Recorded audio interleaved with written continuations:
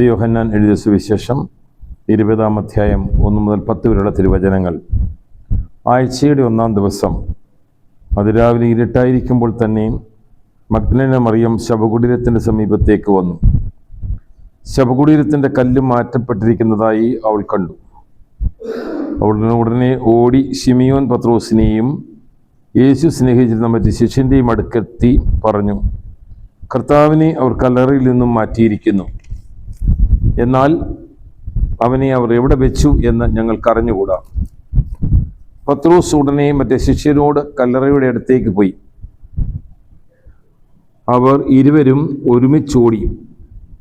മറ്റേ ശിഷ്യൻ പത്രോസിനേക്കാൾ കൂടുതൽ വേഗം ഓടി ആദ്യം കല്ലറയുടെ അടുക്കലെത്തി. കുനിഞ്ഞു നോക്കിയപ്പോൾ കച്ച കിടക്കുന്നത് കണ്ടു. എങ്കിലും അവനകത്ത് പ്രവേശിച്ചില്ല. അവൻ്റെ പിന്നാലെ വന്ന ശിമിയോൻ പത്രോസ് കല്ലറയിൽ പ്രവേശിച്ചു. കച്ച അവിടെ കിടക്കുന്നതും തലയിൽ കെട്ടിയിരുന്ന തൂവാല കച്ചയോടുകൂടി അല്ലാതെ തനിച്ചൊരിടത്ത് ചുരുട്ടി വെച്ചിരിക്കുന്നതും അവൻ കണ്ടു. അപ്പോൾ കല്ലറയുടെ സമയത്ത് ആദ്യം എത്തിയ മറ്റേ ശിഷ്യനും അകത്ത് പ്രവേശിച്ച് കണ്ടു വിശ്വസിച്ചു.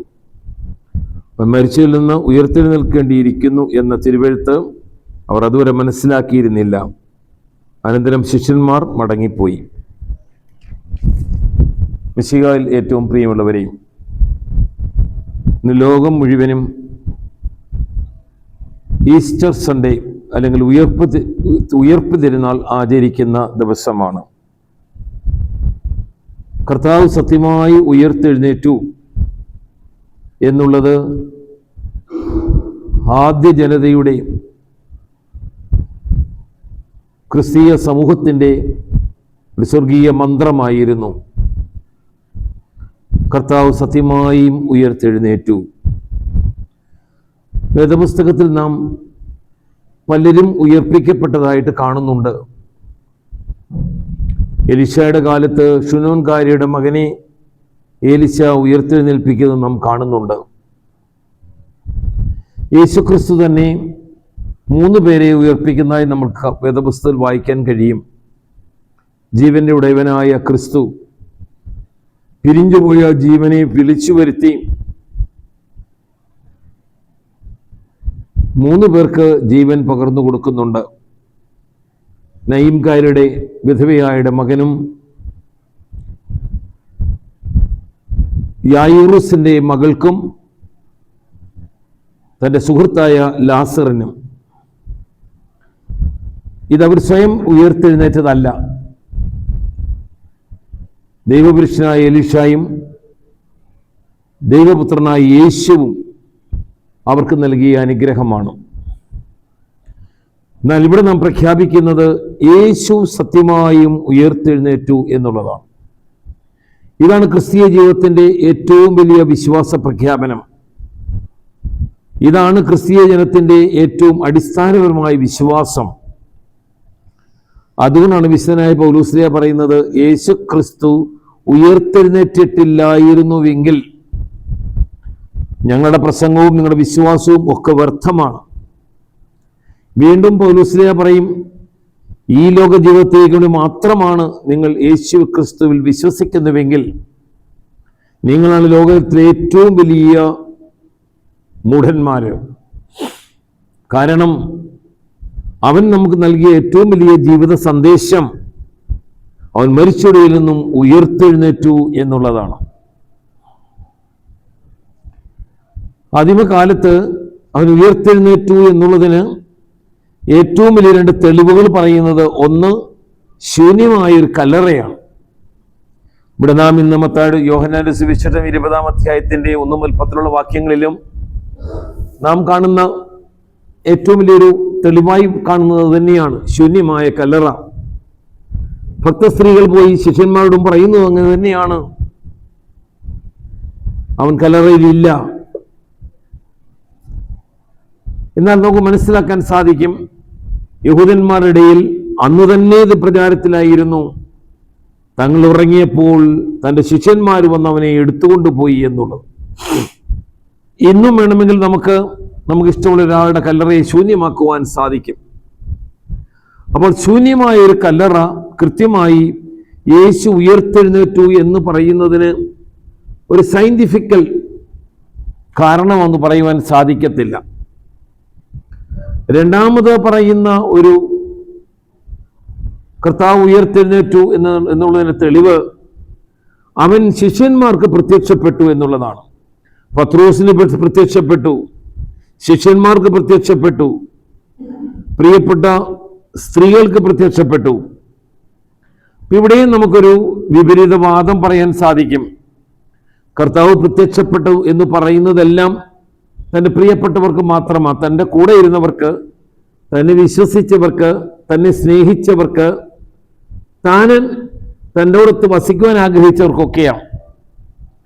കർത്താവ് പീലാത്തോസിന് പ്രത്യക്ഷപ്പെട്ടില്ല, കയ്യാഫാസിന് പ്രത്യക്ഷപ്പെട്ടില്ല. അങ്ങനെ അവന്റെ ശത്രുക്കൾക്കാർക്കും പ്രത്യക്ഷപ്പെട്ടിരുന്നെങ്കിൽ അവരുടെ സാക്ഷ്യം തീർച്ചയായിട്ടും അത് നമുക്ക് വിശ്വസനീയമായിരുന്നു. ഇപ്പൊ കർത്താവ് പ്രത്യക്ഷപ്പെടുന്നു, പത്രോസ് പറഞ്ഞാൽ കർത്താവിന്റെ ഏറ്റവും വലിയ പ്രിയപ്പെട്ട ശിഷ്യനാണ്. അതൊരു തോന്നലായിട്ട് വേണമെങ്കിൽ നമുക്ക് വ്യാഖ്യാനിക്കാം. അപ്പോൾ ഒഴിഞ്ഞ കല്ലറയോ ശിഷ്യന്മാർക്ക് പ്രത്യക്ഷപ്പെട്ടെന്ന് പറയുന്നതോ ഒരു സയന്റിഫിക് പ്രൂഫായിട്ട് നമുക്ക് പറയാൻ സാധിക്കത്തില്ല. എന്നാൽ എന്താണ് കർത്താവ് ഉയർത്തെഴുന്നേറ്റു എന്നുള്ള ഏറ്റവും വലിയ തെളിവ്? പ്രിയ സഹോദരങ്ങളെയും, നമ്മുടെ കർത്താവ് മരിച്ചു എന്നുള്ളൊരു യാഥാർത്ഥ്യമാണ്. അത് യഹൂദന്മാർ ഉറപ്പുവരുത്തിയൊരു യാഥാർത്ഥ്യമാണ്. അവർ കുന്തം കൊണ്ട് അവനെ വിലാമൽ കുത്തി, അവിടുന്ന് രക്തവും വെള്ളവും ഒഴുകി. മരിച്ച ഒരുവന്റെ ഹൃദയഭാവത്തിൽ നിന്ന് മാത്രമേ രക്തവും വെള്ളവും ഒഴുകത്തുള്ളൂ. കണങ്കാലുകൾ തകർത്ത് കുരിശിക്കപ്പെട്ടവരെ കുരിശിൽ നിന്ന് പുറത്തിറക്കണം. പീലാത്തോസിനോട് അനുവാദം വാങ്ങിച്ചപ്പോൾ അവൻ മരിച്ചു കഴിഞ്ഞോ എന്ന് പീലാത്തോസ് ശതാധിപനെ വിളിച്ചാണ് ചോദിച്ചത്. ശതാധിപൻ ഉറപ്പു പറഞ്ഞു അവൻ മരിച്ചു കഴിഞ്ഞു. അതിനുശേഷമാണ് യേശുവിന്റെ മൃതശരീരം അരിമത്യക്കാരന് ജോസഫിന് പീലാത്തോസ് നൽകുന്നത്. അപ്പോൾ കർത്താവ് മരിച്ചു എന്നുള്ളത് ഉറപ്പുവരുത്തിയ ഒരു കാര്യമാണ്. അപ്പോൾ കർത്താവ് ഉയർത്തു എന്നുള്ളതിന് തെളിവെന്താണ്? നാം ഓർക്കണം, യേശുവിന്റെ ജീവിതകാലത്ത് യേശുവിന്റെ കൂടെ നടക്കാൻ 12 ശിഷ്യന്മാരും ജെറൂസലേമിലും ഗലീലിയായിലും സമറിയായിലും കുറെ ജനങ്ങളും മാത്രമേ ഉണ്ടായിരുന്നുള്ളൂ. യേശുവിനുണ്ടായിരുന്ന ശിഷ്യന്മാരിൽ യേശുവിനുണ്ടായിരുന്ന സുഹൃത്തുക്കളെക്കാൾ വളരെ വളരെ വളരെ വലിയൊരു നമ്പര് യേശുവിന്റെ ശത്രുക്കളായിട്ടുണ്ടായിരുന്നു. യഹൂദന്മാരായിട്ട്, റോമ പടയാളികളായിട്ട്, പൊതുജനമായിട്ട്. എന്നാൽ കർത്താവിന്റെ മരണത്തിന് ശേഷം, കർത്താവിന്റെ ഉയർപ്പിന് ശേഷം ആയിരങ്ങള്, പതിനായിരങ്ങള്, ലക്ഷങ്ങള് ഈ യേശുവിൽ വിശ്വസിക്കുന്നത് നമുക്ക് കാണുവാൻ സാധിക്കും. ഇന്ന് ഏതാണ്ട് 140 കോടി ജനങ്ങൾ യേശുക്രിസ്തുവിൽ വിശ്വസിക്കുന്നുണ്ട്. അതൊരു ചത്ത ദൈവത്തിലല്ല വിശ്വസിക്കുന്നത്, ജീവിക്കുന്ന ഒരു ദൈവത്തിലാണ്. അവൻ ഇന്നും ജീവിക്കുന്നു, അവൻ ഇന്നും ജീവിക്കുന്നു.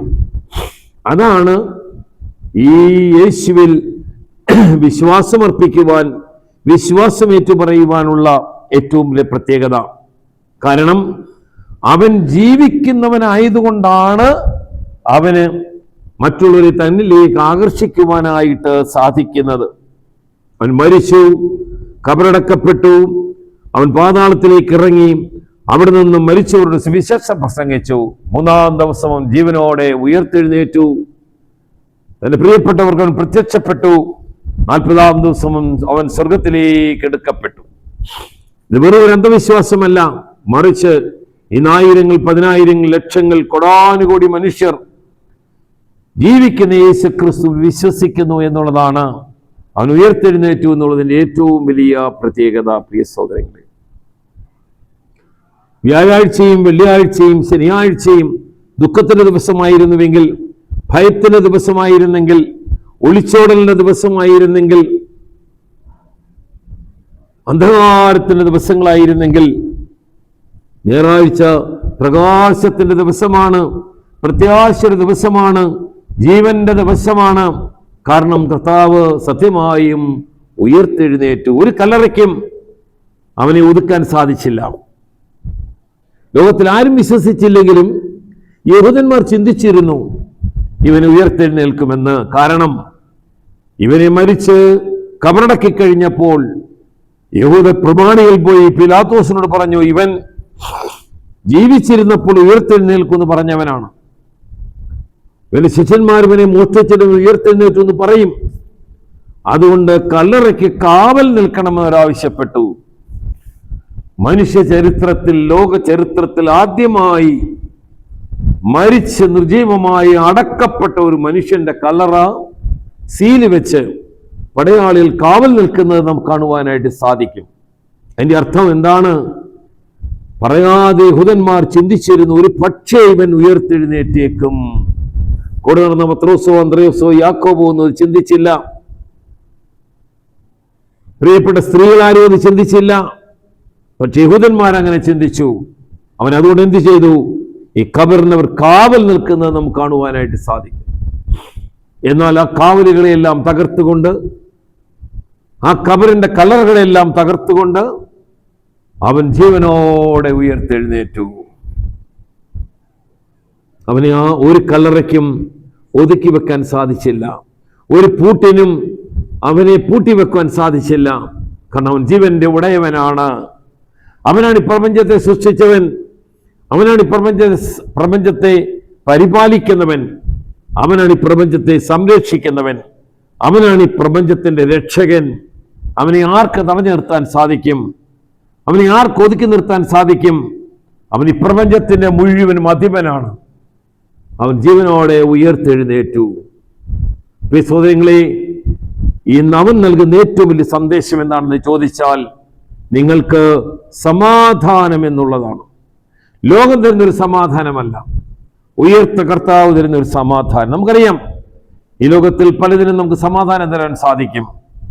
കുറേ പണം കിട്ടിയാൽ നമുക്ക് സമാധാനം ഉണ്ടാകും, നല്ല നല്ല ഭക്ഷണം കിട്ടിയാൽ സന്തോഷവും സമാധാനം ഉണ്ടാകും, വലിയ സ്ഥാനമാനങ്ങളൊക്കെ കിട്ടിയാൽ സന്തോഷവും സമാധാനമൊക്കെ ഉണ്ടാകും. പക്ഷെ ഇതൊന്നും ശാശ്വതമല്ല. ഇതെല്ലാം നൈമിഷികങ്ങളാണ്. മനുഷ്യൻ ഏറ്റവും കൊതിക്കുന്നത് സമാധാനത്തിന് വേണ്ടിയാണ്. മനുഷ്യൻ ഏറ്റവും കുറച്ചുള്ളത് സമാധാനത്തിന് വേണ്ടിയാണ്. സമാധാനമാണ്. മനുഷ്യൻ ഭയത്തിലാണ് ജീവിക്കുന്നത്. പാപത്തെക്കുറിച്ചുള്ള ഭയം, മരണത്തെക്കുറിച്ചുള്ള ഭയം, സാത്താനെ കുറിച്ചുള്ള ഭയം, അപകടങ്ങളെ കുറിച്ചുള്ള ഭയം. ഈ ലോകത്തിൽ ഭയമില്ലാത്തൊരു മനുഷ്യരില്ല. ചില കുട്ടികളൊക്കെ അറിയാം, ഇരുട്ടിനെ ഭയമാണ്, പാറ്റായെ ഭയമാണ്, പല്ലിയെ ഭയമാണ്, പാമ്പിനെ ഭയമാണ്, പട്ടിയെ ഭയമാണ്. ചിലർക്ക് മനുഷ്യരെ കാണുന്നത് ഭയമാണ്. ഭയമില്ലാത്ത മനുഷ്യരില്ല, അതൊരു ഫോബിയാണ്. എന്നാൽ ഉയർത്ത കർത്താവ് ഈ ഭയങ്ങളെല്ലാം നിശബ്ദമാക്കിക്കൊണ്ട് മനുഷ്യ ഹൃദയങ്ങളിലേക്ക് ഒരു സമാധാനം തരുന്നു, ഒരു സ്വസ്ഥത തരുന്നു, ഒരു ശാന്തി തരുന്നു. ആർക്കും തരാനൊക്കാത്ത ഒരു സമാധാനം, ആർക്കും തരാനൊക്കാത്ത ഒരു സന്തോഷം, ആർക്കും തരാനൊക്കാത്ത ഒരു സംതൃപ്തി അത് ഉയർത്ത കർത്താവ് നമുക്ക് നൽകും. ഭയവിഹ്വലരായി പേടിച്ചു ഉറച്ച് ഒളിച്ചോടി ജീവിച്ചിരുന്ന പത്രോസും അന്ത്രയോസും യാക്കോബും യോഹന്നാനും മത്തായിയും ഒക്കെ ഓടിക്കൂടുന്ന കാണാൻ സാധിക്കും. അവർ ഭയന്നിരുന്നതിനെല്ലാം അവർ എതിർത്തു. അവർക്ക് ആരെയും ഭയമില്ല. അവരെ ബന്ധിച്ച് യഹൂദ പ്രമാണികൾ പറഞ്ഞു, ഇനിയും യേശുക്രിസ്തുവിന്റെ കീഴിൽ പ്രസംഗിക്കരുത്. അവർ ചോദിച്ചു, ആരെ അനുസരിക്കണം? ജീവിക്കുന്നവനായ യേശുവിനെ അനുസരിക്കണമോ, നിങ്ങളെ അനുസരിക്കണമോ? അവർക്കൊന്നിനെയും ഭയമില്ലായിരുന്നു. മരണത്തെ ഭയമില്ലായിരുന്നു, കാരാഗൃഹത്തെ ഭയമില്ലായിരുന്നു, ചങ്ങലയെ ഭയമില്ലായിരുന്നു. കാരണം അവരുടെ ഉള്ളിൽ തിളച്ചു മറിയുന്നൊരു സമാധാനം ഉണ്ടായിരുന്നു. സ്വർഗം കൊടുത്തൊരു സമാധാനം. അതാണ് പ്രിയ സഹോദരങ്ങളെ എനിക്കും നിങ്ങൾക്കും ഇന്ന് ആവശ്യം. ഭയങ്ങളെല്ലാം മാറി, അപകട സൂചനകളെല്ലാം മാറി, ഒളിച്ചോട്ടങ്ങളൊക്കെ ഇല്ലാതായി നമ്മൾ ഈ വലിയ യഥാർത്ഥ സമാധാനത്തിലേക്ക് വന്നിരിക്കുന്നു. ജീവന്റെ ഉടയവൻ നമുക്ക് ജീവൻ നൽകിയിരിക്കുകയാണ്. നിങ്ങൾക്ക് ജീവൻ ഉണ്ടാകുവാനും അത് സമൃദ്ധിയായി ഉണ്ടാകുവാനും ഞാൻ വന്നിരിക്കുന്നു. ഈ ജീവന്റെ പ്രത്യേകത അത് സമാധാനപൂർണമായ ജീവിതമാണ്. യേശു ക്രിസ്തുവിനുള്ള ജീവിതം സമാധാനപൂർണമായ ജീവിതമാണ്. ആകുലതകൾ മാറുന്ന, ദുഃഖങ്ങൾ മാറുന്ന, പ്രയാസങ്ങൾ മാറുന്ന, എല്ലാത്തിനെ കുറിച്ചുമുള്ള ഭയങ്ങൾ മാറുന്ന സംതൃപ്തമായ ഒരു സമാധാനത്തിന്റെ ദിവസം. ഇതാണ് ഞാനും നിങ്ങളും ഇന്ന് പ്രതീക്ഷിക്കുന്നത്, നമുക്ക് ലഭ്യമാകുന്നത്. ഉയർത്ത കർത്താവ് നൽകുന്ന ഈ സമാധാനം വേറെ ആർക്ക് തരാൻ സാധിക്കും? ലോകത്തിൽ ഒന്നിനും ആർക്കും തരാൻ സാധിക്കത്തില്ല. മനുഷ്യൻ വേറെ എന്തെല്ലാം കിട്ടിയാലും ഈ സമാധാനം കിട്ടില്ല. ഈ സമാധാനം ഉയർത്ത യേശുവിന് മാത്രം നമുക്ക് തരാൻ നൽകുന്ന ഒരു സമ്മാനമാണ്. ശിഷ്യന്മാരോട് പറഞ്ഞു, എൻ്റെ സമാധാനം ഞാൻ നിങ്ങൾക്ക് നൽകുന്നു, ലോകം തരുന്ന സമാധാനമല്ല. അതെ, അവൻ ഓരോ പ്രാവശ്യവും പ്രത്യക്ഷപ്പെട്ടപ്പോൾ ആദ്യം പറഞ്ഞത് നിങ്ങൾക്ക് സമാധാനം. ഭയന്ന് വിറച്ചുനിന്നവരെ വിളിച്ചു കൂട്ടി. അവരിൽ ആവേശം പകർന്നു, അവരിൽ സന്തോഷം പകർന്നു, അവരിൽ ധൈര്യം പകർന്നു, ദൈവകൃപ പകർന്നു. ദൈവത്തെ ഏറ്റുപറയുവാൻ, ദൈവത്തിന് സാക്ഷ്യം നൽകുവാൻ അവർക്ക് സാധിച്ചു. അത് കാരണം ഉയർത്ത കർത്താവിനെ അവർ കണ്ടു. തോമസ് സ്ലേഹ പറഞ്ഞു, ഞങ്ങൾക്ക് യോഹന്നാൻ സ്ലേഹ പറയുന്ന പോലെ ഞങ്ങൾ കണ്ടതും ഞങ്ങൾ കേട്ടതും ഞങ്ങൾ തൊട്ടതും ഞങ്ങൾ അറിഞ്ഞതുമായ കാര്യം, അതാണ് അവരുടെ സമാധാനത്തിന്റെ കാരണം. ഇന്നലെ ഭയത്തിന്റെ ദിവസമായിരുന്നെങ്കിൽ ഇന്ന് വലിയ ആശ്വാസത്തിന്റെ ദിവസം, വലിയ സമാധാനത്തിന്റെ ദിവസം, വലിയ സന്തോഷത്തിന്റെ ദിവസം, വലിയ ദൈവസ്നേഹത്തിന്റെ ദിവസം. ഈ ഉയർപ്പ് ദിവസത്തിൽ ജീവന്റെ ഉടയവനായ കർത്താവ് നമുക്ക് ലഭിച്ചിരിക്കുന്ന ദൈവിക ജീവൻ കൂടുതൽ പ്രാഭവത്തോടെ ജീവിക്കുവാൻ, ഒരടിമത്വമില്ലാതെ ജീവിക്കുവാൻ കൃപ തരണമേ എന്ന് പ്രാർത്ഥിക്കാം. ഇസ്രായേലിന്റെ ജീവിതം മുഴുവനും അടിമത്വത്തിന്റെ ജീവിതമായിരുന്നു. കർത്താവായ യേശു ക്രിസ്തു വന്നത് എന്തിനു വേണ്ടി? എല്ലാവർക്കും സ്വാതന്ത്ര്യം നൽകുവാൻ വേണ്ടി. കർത്താവിന്റെ ആത്മാവ് എൻ്റെ മേലുണ്ട്, ദരിദ്രരോട് സുവിശേഷം അറിയിക്കുവാനും എന്നെ അറിയിച്ചിരിക്കുന്നു. ബന്ധിതർക്ക് മോചനവും, കുരുടർക്ക് കാഴ്ചയും, അടിച്ചമർത്തലുടെ വിടുതലും, എല്ലാവർക്കും സ്വാതന്ത്ര്യം നൽകുവാൻ ഞാൻ അയക്കപ്പെട്ടിരിക്കുന്നു. ഇന്ന് പരിപൂർണമായി സ്വാതന്ത്ര്യം, അടിമത്തത്തിൽ നിന്നുള്ള, കല്ലറയിൽ നിന്നുള്ളൊരു സ്വാതന്ത്ര്യം സർവശക്തനായ ദൈവം നമുക്ക് നൽകിയിരിക്കുകയാണ്. ക്രിസ്ത്യാനിയുടെ ഈ സ്വാതന്ത്ര്യം അവൻ ഒരിക്കലും അടിയുറവ് വെക്കാതെ, പാപത്തിനോ പിശാചിനോ ലോകത്തിനോ അടിയുറവ് വെക്കാതെ, ഈ പൂർണ്ണ സ്വാതന്ത്ര്യത്തോടുകൂടി, ഈ പൂർണ്ണമായ സമാധാനത്തോടുകൂടി എന്നുമെന്നും ജീവിക്കുവാൻ നമുക്ക് എല്ലാവർക്കും ദൈവകൃപ ലഭിക്കട്ടെ എന്ന് പ്രാർത്ഥിക്കാം. ഉയർപ്പ് തിരുനാളിന്റെ എല്ലാ അനുഗ്രഹങ്ങളും എല്ലാവർക്കും സ്നേഹപൂർവ്വം പ്രാർത്ഥനാപൂർവം നേരുന്നു. നല്ലവനായ ദൈവം ഒരിക്കലും എടുത്തു മാറ്റുവാൻ കഴിയാത്ത സമാധാനം നമ്മുടെ ഹൃദയങ്ങളിൽ നിറയ്ക്കട്ടെ. സമാധാനത്തിന്റെ ദൂതന്മാരായി മാറുവാൻ ദൈവം നമ്മളെല്ലാവരെയും അനുഗ്രഹിക്കട്ടെ. പിതാവിൻ്റെയും പുത്രൻ്റെയും പരിശുദ്ധ റൂഹായുടെയും തിരുനാമത്തിൽ ആമേൻ.